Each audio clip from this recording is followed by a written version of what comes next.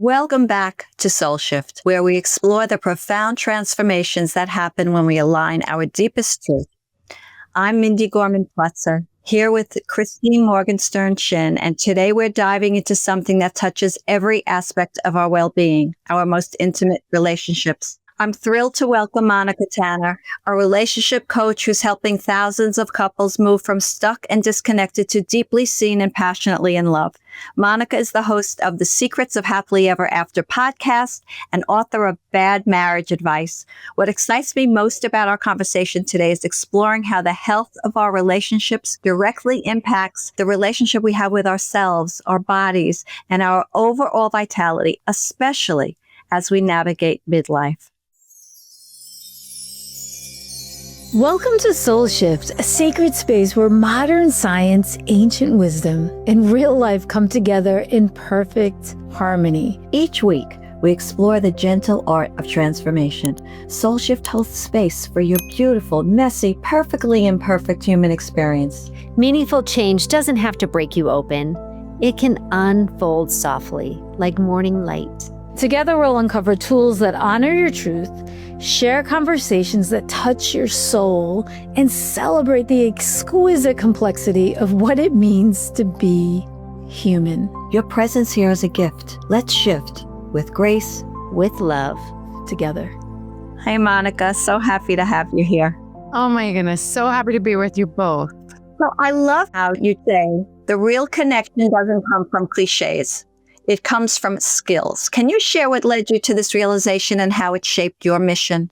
Absolutely. I mean, it came from experience, full stop. My husband and I got married at a very young age, and everybody was very quick to give us all of the cliche marriage advice that you hear. Don't ever go to bed angry, happy wife, happy life, don't sweat the small stuff, like all the things that you hear on a regular basis. And I'm not at all saying that this was never good marriage advice, but modern day marriage is so different than what our parents and grandparents and generations before us experienced. And so perhaps it is well-intentioned, well-meaning, outdated advice.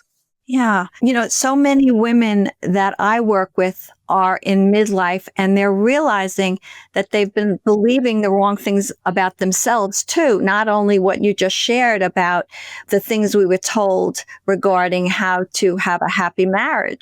Are there parallels that you see now between those conditioned beliefs and how that impacts how we feel about our bodies and our self-worth? Absolutely. Part of it is, as humans, we crave human connection. And so when something gets in the way of that, we start to feel badly in all the other areas of our lives. And so I feel like this connecting with another human, connecting with ourselves, connecting with something higher than ourselves, being able to access that connection is really what creates a lot of health, which is why, they say people in secure relationships live a lot longer. They're happier, they're more productive, they make more money, because there really is a huge parallel to being connected to yourself, being connected to others, feeling connected to a higher power. It's all connected. And isn't it true that our relationship with ourselves is reflected in our relationship to everything else? 100%. One of the most important concepts that I teach and work with couples to create is this idea of differentiation, which is being able to hold on to yourself in the face of being connected to others, right? So it's being able to stay connected to yourself while being in close proximity to others who may not have the same opinion. Creating a strong, thriving, healthy marriage is about being able to differentiate. And the reason that is because all humans, we want to belong to others. We want to belong to the pack, to the group. But we also want to belong to ourselves. And so there's this constant tug and pull. Like, I want to be accepted into the group, but I also want to maintain my individuality. And so that's always at play. And so the stronger we can become in our own selves, the stronger our relationship with ourselves becomes, the easier it is to tolerate anything around us, right? And so having a healthy sense of self and also the ability to love others and connect with others is what creates healthy, happy, thriving relationships. Makes great sense. Yeah, that really hits home because, a lot of women I work with where I'm teaching them how to actually come home to themselves. And that is a combination of soul work and nervous system healing. And so I was curious, in midlife, a lot of women often experience what I call a soul awakening. So they question literally everything. And I'm curious if you find this in your clients as well that are in midlife, and how does that relate to their relationships? Do they start questioning their relationships, or did I pick the right partner?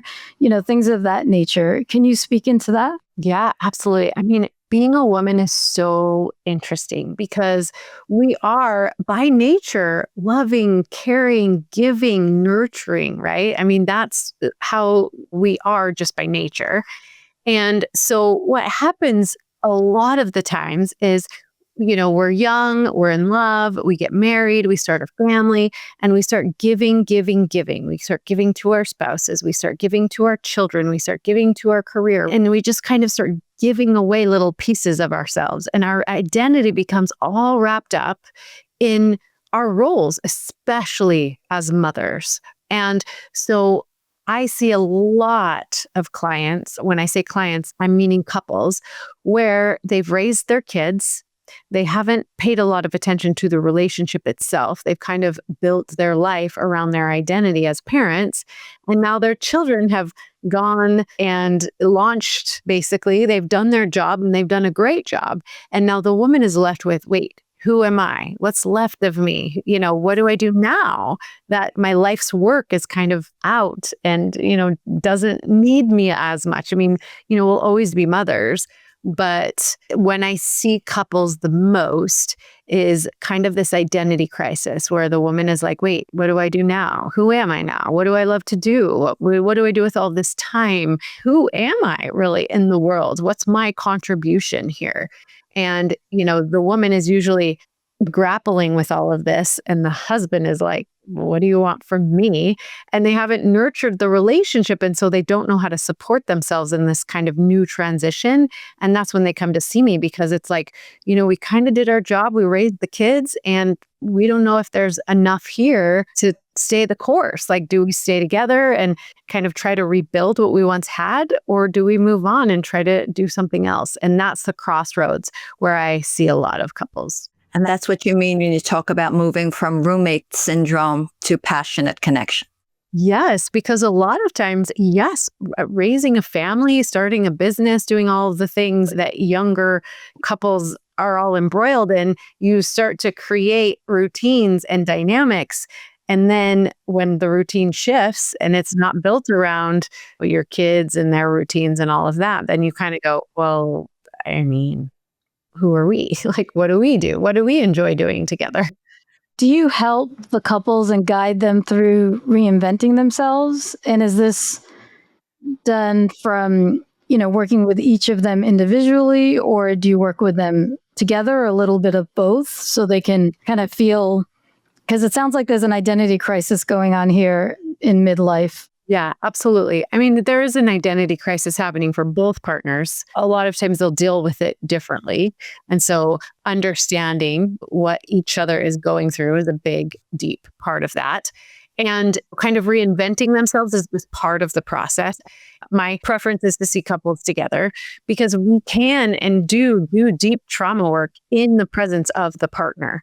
And so a lot of times what happens is because we're so busy starting our career, our business, raising a family, we haven't dealt with a lot of the childhood trauma that we still carry. And so a lot of the work that I do is what we call inner child work.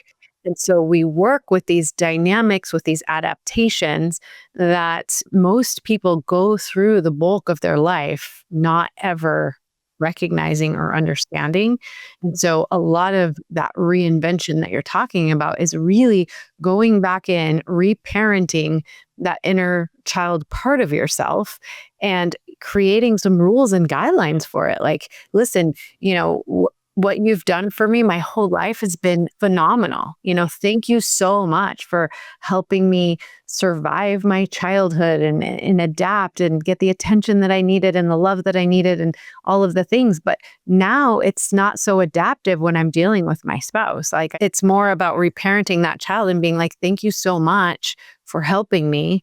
But now I need you to stand behind me while me and my wise adult brain and all of the experience and the things that I've learned with all this experience, now I can deal with my partner. Yeah, that really rings true for me. So many women that I coach struggle with body shame that comes from the unhealed wounds of childhood. And it really affects their ability to be vulnerable in their relationships from an intimacy point of view. So how does healing happen when couples address both emotional and physical intimacy together? But what happens when one of the partners has trouble sharing that part of her trauma?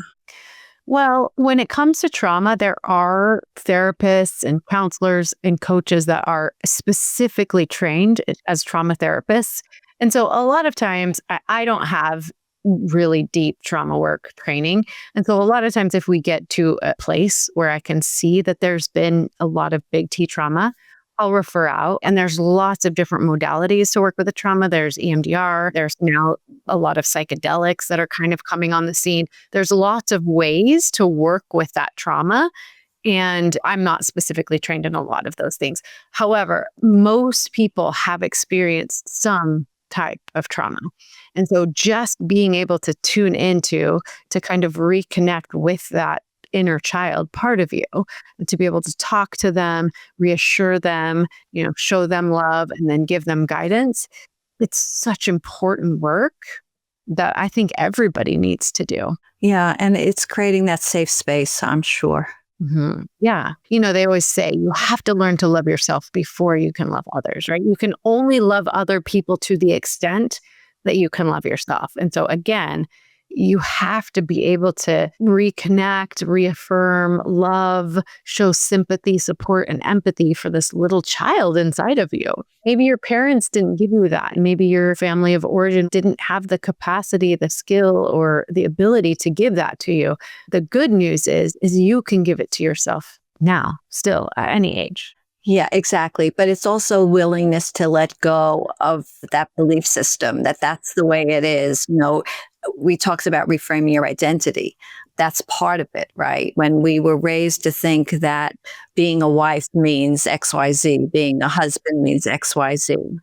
Yeah. I mean, there's two sides to that coin. There's the expectations that we have of our partner or the expectations we have of ourselves.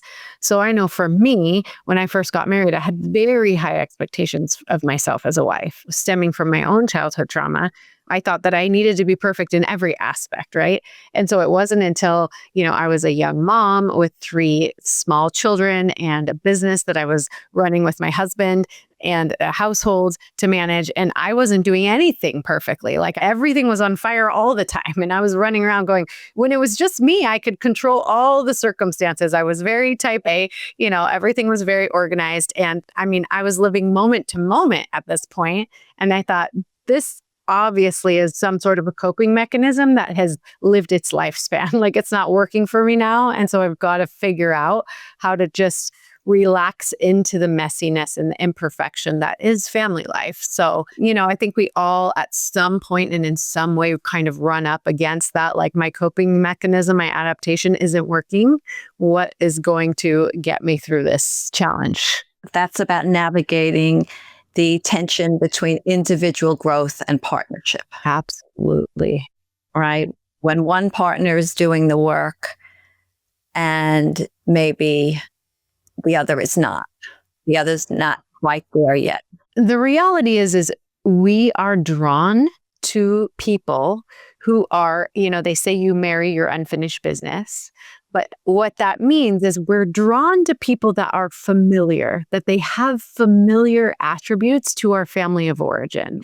We marry our mothers and fathers, right? And we're trying to get from them the same validation or love or attention that we didn't get from our parents. Now, the good news is most of the time, the people that we are attracted to, they're familiar to us, but they also have resources that our family of origin didn't have.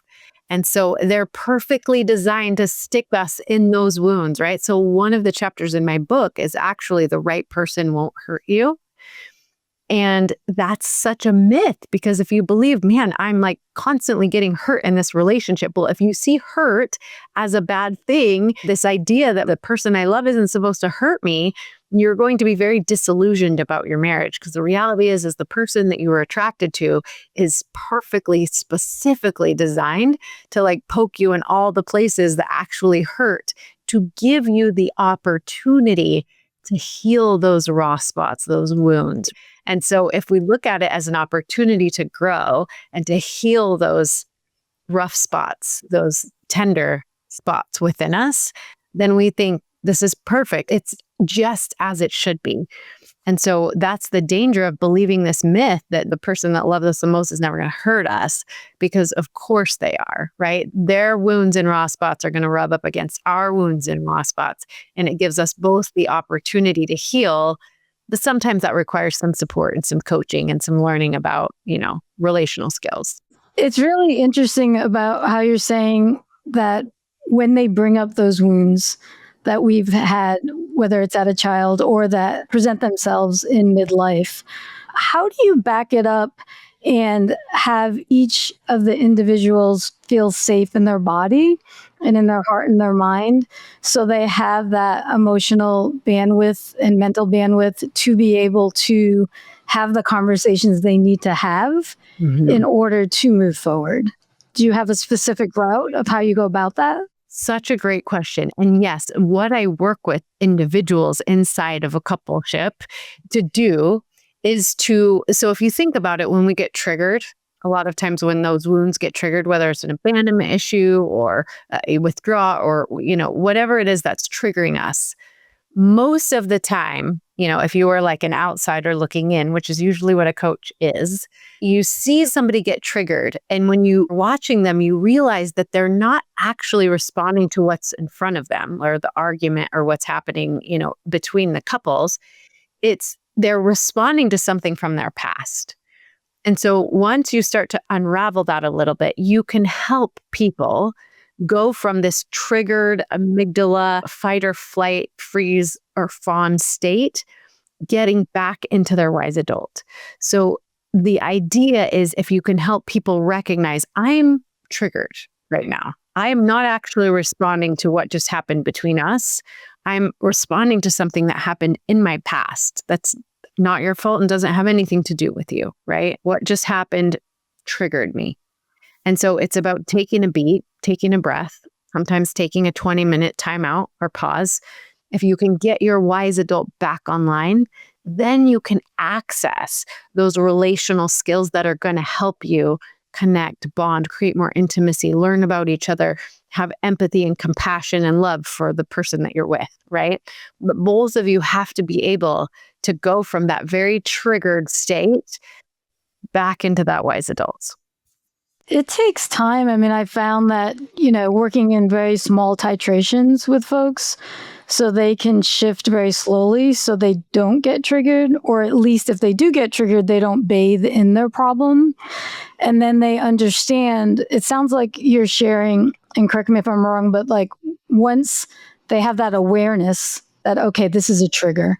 This is not logical. This is not today, could be something from the past. Then they can maybe gently set it aside. It sounds like you're taking a physiological break, right? So I call it a prayerful pause or a mindful moment, right? So they can get back in their body, become embodied, and then recenter, so then they can reconnect. Yeah. And we're basically saying the same thing. It's the way that I teach people how to do that is really what's happening is that adaptation, that younger version of themselves is running the show now, right?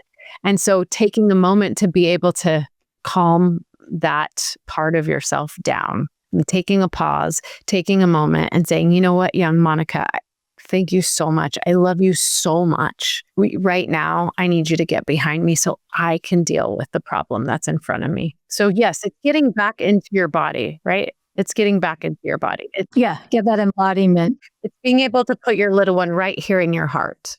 Yeah, and it's so true for so many women have disconnected from their bodies. That's a conversation for a different time, but that is for so many people the why behind their behaviors, whether it's reflected in their relationships with their partners, relationships with food, relationships with their body. It's all about that disconnect. Yeah. It's so true because, overeating or over drinking, or those are all adaptations as well. It's like, it's this triggering this idea that there's not enough for me. So I have to eat or I have to drink or whatever those adaptations are, whatever that is. And it's about being able to feel that and then calm it down. It's like, nope, there's an abundance. There's always enough. I don't need to eat all the food or drink all the alcohol. Like, you're going to be okay. I'm going to be okay. We're going to be okay. Yeah. It's living in that mindset of abundance rather than scarcity. And as a wise adult, you know this. But when that little girl gets activated inside of you, it's very hard to see the forest from the trees. No question. Especially when those behaviors started out not as a problem, but as a solution. Mm-hmm. And that's what many people also have to honor, that their behaviors are not so much a problem that need to be fixed, but something that needs to be understood. Yeah. I always say, honor the incredible wisdom of the adaptive child, but also remember that what was an adaptation, adaptive then, maladaptive now. And all of this comes from Relational Life Therapy, which is the modality that I'm trained in, right? This is Terry Real. So amazing. So, if you want to get like a really good, grounding framework for life, it is Relational Life Therapy is so good. That's what I use when I work with couples. So have you had couples that don't quote unquote hear each other? They might either A, talk over each other, or B, say, I didn't say that. What are you talking about? That type of thing. Has that occurred in the past? I mean, that's almost always the problem. Like when I ask, what could I do to be perfectly helpful? They'll say, can you help us communicate better? And it's always, those are the symptoms, right? They're using their adaptation, their fight, flight, freeze, fawn, fix, all of those F words. Yeah. Well, think about what you were saying about the fight, flight, freeze, and fawn. Our inner ear, when we're not overwhelmed, it actually works very well, and the nerve fibers signals the brain, right, to hear the sound. But what's really fascinating is that if you are overwhelmed or stressed or have anxiety or just feel stuck, your inner ear, the muscles tighten in the inner ear, and you do not hear what the other person is saying. You can literally not hear, or it'll be jumbled, or you'll mishear. And then think about if we layer on top of that these wounds that you're talking about, or the stories, or however they're living their life through, a lot of the conversation and the communication can get so misconstrued that the people typically think that who are they talking to? Are they actually talking to me? And so I've seen this, and I think we're all human. We've all probably experienced this to ourselves, that I literally did not say that. Well, it's good sometimes for the client maybe to understand that, hey, it's not you. You're not a bad person. Your physiology is trying to keep you safe. And you actually didn't hear what I said, that type of thing. Yeah, you can definitely get lost in who's right and who's wrong. But the relational answer to that is, who cares? There's two subjective realities. There's your reality and there's mine reality. So, you may not have said what I heard, but I still heard it and felt it. And so your job is to understand my experience, whether you agree with it or not. So a lot of times the point of communication isn't to correct all the facts and to make sure that everybody's on the same page. It's really for you to understand my subjective experience and for me to understand yours. That's beautiful. Yeah, it really is. And Monica, taking this a step further, for women entrepreneurs who are passionate about their work, how can they grow their business without burning out while still taking care of themselves and nurturing their relationships? That's a beautiful question. And the answer really is because I have a heart for entrepreneurs. I mean, my husband and I grew a business, then I stayed home for a couple of years, and then I grew a business and sold it. And now obviously I have a business. So I understand that entrepreneurial mindset. And a lot of times we, especially as women, are visionaries, we're creatives. We see a vision of something. And so what's most important is to be able to share that vision with your loved ones to create buy-in. Instead of like burning the candle both ends, feeling like you've got to work on your business without taking away from the family. Like what a good partnership is the ability to, my husband isn't passionate about the things I'm passionate about, but he's passionate about me. And so communicating and over communicating what I'm doing is paramount. Learning how to communicate with each other the vision so that your family or your partner doesn't feel like they're just being dragged behind a truck blindfolded, right? Because they don't see the vision, they don't know what you're doing. So an example of this is like when I first started and I had no idea if my business was going to go or not. I have no idea what I was doing, but I was in the middle of a launch and I remember stopping and thinking, you know what? I can't do this like on my own time. Like this is all consuming. And so I've got to tell my husband that I need some support. And so I said, you know what? For the next week, I'm running this challenge. It's going to require a lot of my time. I'm not going to be able to, do dinner and laundry and a lot of the things that I normally just take care of that most of the family takes for granted. But I said, I'm going to need your support. And I will never forget that Sunday when we had our family meeting and my husband sat us all down and the kids. And, we do that every Sunday. But he was like, listen, kids, Mom is doing a launch this week. She's running a challenge. She's going to spend a lot of time in the office. So you're going to have to be on your own for dinner. So if you have to just eat cereal, eat cereal. It's just a week. And, plan for her not to be doing any laundry. So, you got to make sure that your jerseys are clean or, whatever. Like we're all helping.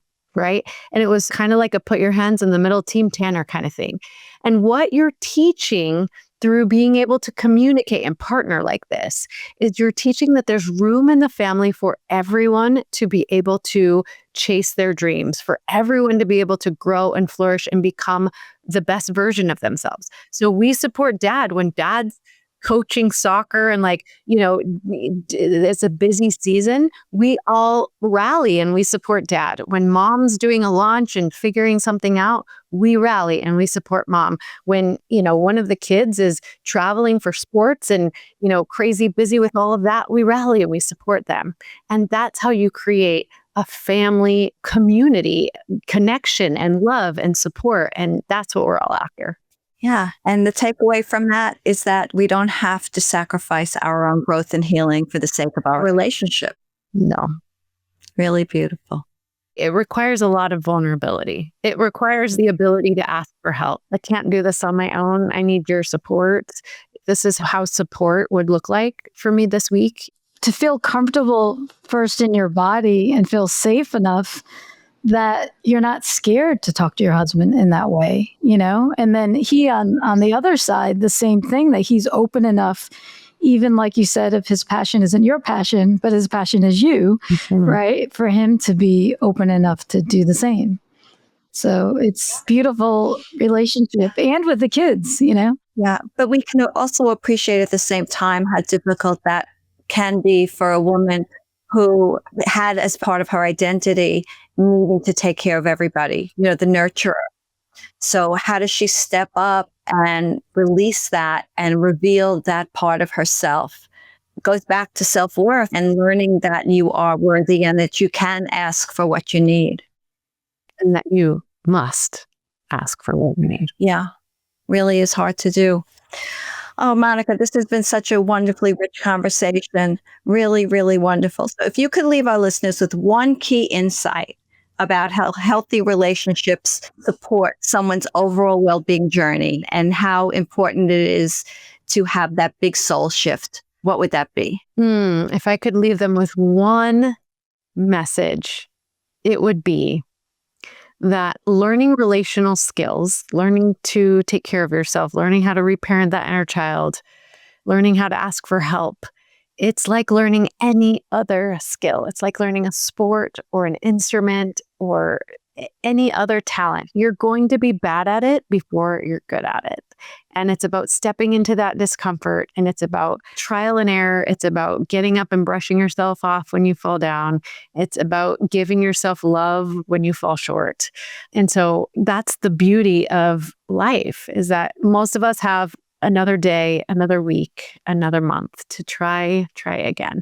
And I would just say, embrace it, embrace change, embrace imperfection, embrace vulnerability, especially embrace curiosity. We didn't talk a lot about that, but getting curious about yourself and getting curious about your partner, asking more questions than making statements is a great way to show love and create intimacy. Yeah, love that. And Monica, please share with our audience where they can find you. Thank you. Yes, you can get more of my free resources and learn how to work with me at my website, monicatanner.com. And if you're interested in my new book, Bad Marriage Advice, you can go to badmarriageadvice.com to get all of the information about that. Great. And your podcast, Secrets of Happily Ever After? Yes, that's a great free resource. I have experts on all of the time. We talk a lot about all of the relational skills that you need to really make a thriving, happy, healthy marriage. I really enjoyed your reels. What is your IG? Because that was a lot of quick, beautiful pearls that people can receive too. Thank you. Yes. So you can go to @Moni, MONI, Talks Marriage, Moni Talks Marriage on Instagram. You know, this conversation so beautifully illustrates how our relationships are not separate from our healing journey. You're integral to it. Thank you, Monica, for your wisdom and for the important work you're doing in the world. Thank you so much for having me. Thank you. Appreciate it. Thank you for sharing the sacred time today. We hope something in this conversation touched your heart And offered nourishment for your soul's journey. Remember, transformation is most effortless when it happens one tender shift at a time. Until next week, we invite you to carry one insight from today into your life. Not as a task. Think of it as a superpower to yourself. If something resonated, we'd love to hear from you. If you're joining us on YouTube, feel free to leave us a comment below. Your words ripple outward, offering connection and comfort to others walking this path beside you. If SoulShift feels like home, please subscribe and consider leaving us a review. Your support will help us reach more hearts that need to hear they're not alone. We're holding you in love, so know you're not alone. Your journey matters. May your heart be filled. And may your path be filled with grace.